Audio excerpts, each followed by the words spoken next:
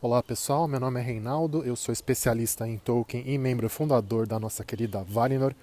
E estamos de volta com mais um episódio de Passos na Terra-média. Sim, agora por decisão muito sábia do meu chefinho Fábio Deriel, colega lá na Valinor, passamos a chamar assim o podcast, porque estava meio comprido o título mesmo.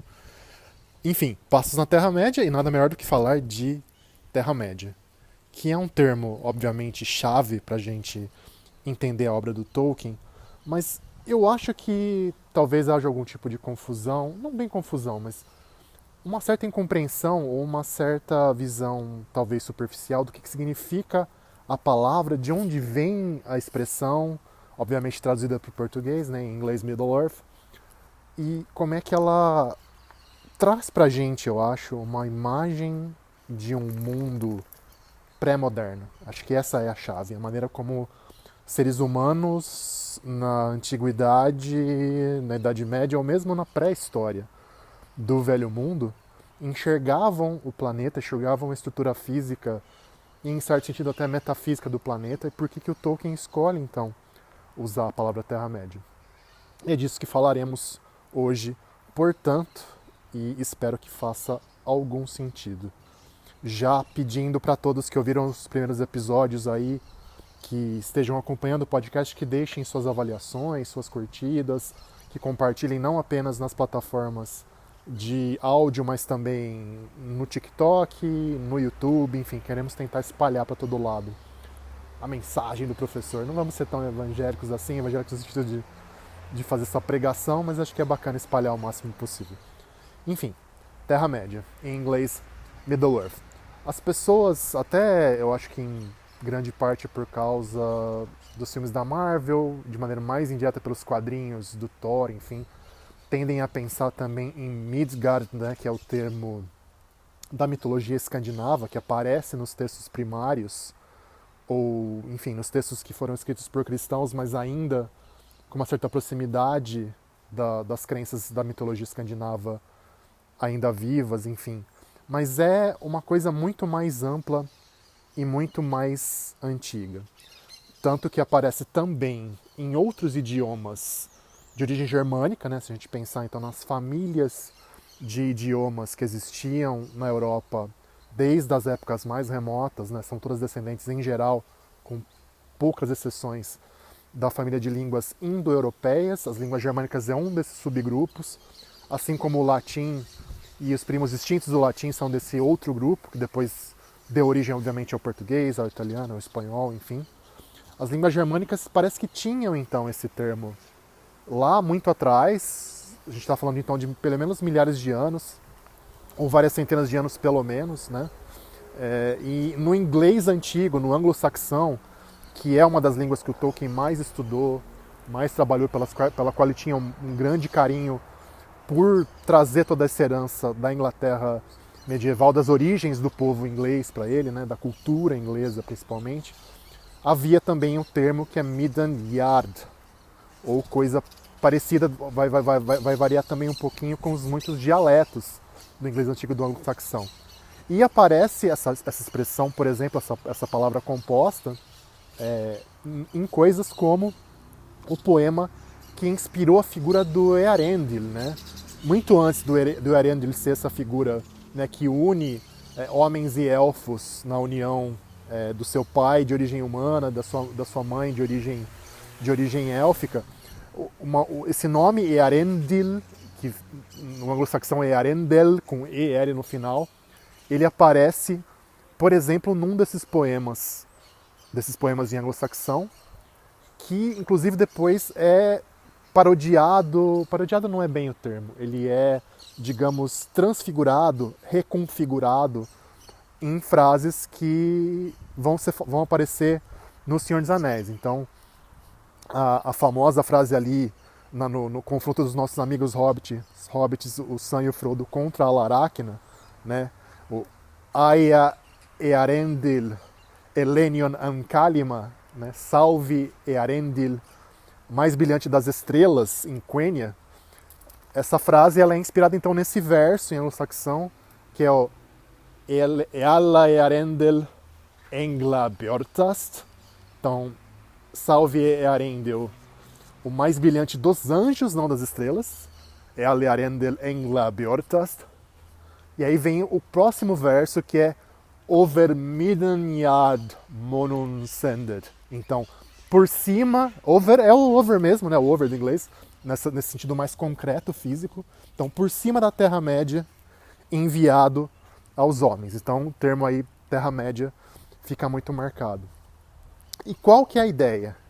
A ideia, talvez se a gente fosse pensar numa tradução em português, que não fica tão elegante, não fica tão próximo da estrutura da palavra em inglês, mas ela está realmente mais próxima de terra do meio, em certo sentido, porque é para dar justamente essa ideia de que o nosso mundo, esse único mundo e esse único supercontinente, se é que a gente pode usar a palavra, não é bem a ideia, não é a Pangeia, mas esse mundo físico, terreno, mortal, que é habitado por nós, homens mortais, é esse mundo de uma massa continental única que está situada no centro de um grande oceano, cercada por esse grande oceano por todos os lados. Então, pensando que para os elfos e depois para os homens, obviamente na Terra-média, esse Belegaer, né, o grande mar, é esse único grande oceano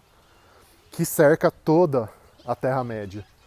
Fora disso, a gente tem, obviamente, para o oeste a Terra de Valinor, mas lembrando que então na Terra-média da Terceira Era, que é o momento em que se passa tanto o Hobbit quanto o Senhor dos Anéis, Valinor foi embora.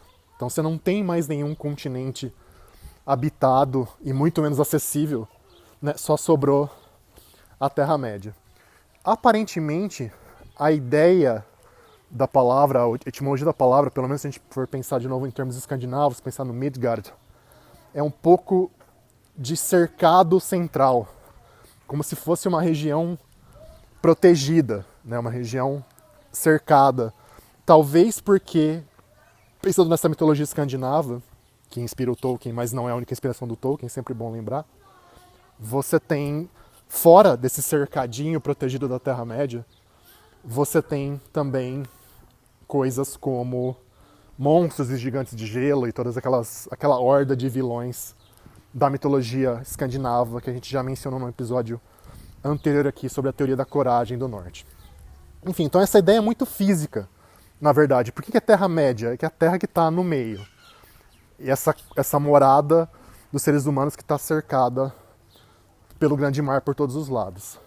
E saindo um pouco dessa ideia que é ligada então às mitologias germânicas, escandinavas, anglo-saxãs, enfim, você vê, a gente pode perceber que para os povos do Velho Mundo em geral, para muitos deles pelo menos, em geral até os do Mediterrâneo antigo, aqueles que a gente conhece e vê nas aulas de história, quase todo mundo vê, como gregos, romanos, israelitas, mesopotâmicos, egípcios, por aí vai. Essa ideia é muito marcada. Coisas muito parecidas aparecem, e o Tolkien... Coisas muito parecidas aparecem é ótimo, né? Mas tudo bem. E o Tolkien usa, por exemplo, um termo grego como sinônimo de Terra-média, que em grego é oikumune. Oikumune, que é de onde vem inclusive a palavra ecumênico, para quem, né, lê sobre diálogos religiosos e tal, entre grupos religiosos. O ecumenismo, né, vem dessa mesma raiz do oikumune. E oikumune vem de oikos, que é uma das palavras gregas para casa, para habitação, com uma terminaçãozinha, um sufixo, esse mene, que é o passivo. Então é literalmente o lugar habitado, o único lugar do cosmos que é então habitado por seres humanos, né? E de novo é a mesma ideia basicamente da Terra-média germânica, e considerando, portanto, que você, fora desse cercadinho, desse pequeno espaço que são as terras mortais, você não tem outras habitações, outros lugares habitáveis. Até a gente podia pensar tanto em habitado quanto habitável, o que pode ser habitado, por por seres humanos. Né? E de novo também nessa ideia grega, você olha para a mitologia grega, você vê essa ideia também do oceano como sendo um oceano só, né? O oceano com O maiúsculo é esse único grande mar que circunda tudo o que existe em volta. Então, quando Tolkien retoma esse conceito, ele está trabalhando com ideias muito, muito antigas, que estão espalhadas por vários povos do Velho Mundo, e pensando então nessa ideia de que a divisão entre continentes do Velho Mundo, né, Velho Mundo aqui por oposição ao Novo Mundo, que é o continente americano, as Américas, onde a gente está aqui no Brasil.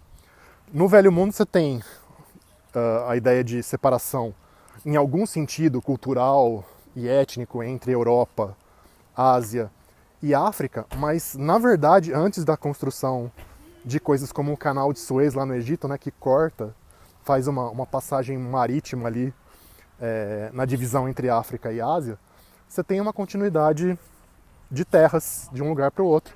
Então você consegue, a rigor, obviamente com dificuldades muito grandes na época da antiguidade, de formação de estradas, de segurança até, mas você conseguiria ir a pé da pontinha dos atuais Portugal e Espanha até a pontinha da Sibéria, porque é terra, terra, terra, terra, terra. Então, a rigor, é um continente só, apesar da presença do Mediterrâneo, do Mar Negro, de divisões, enfim, é uma coisa só.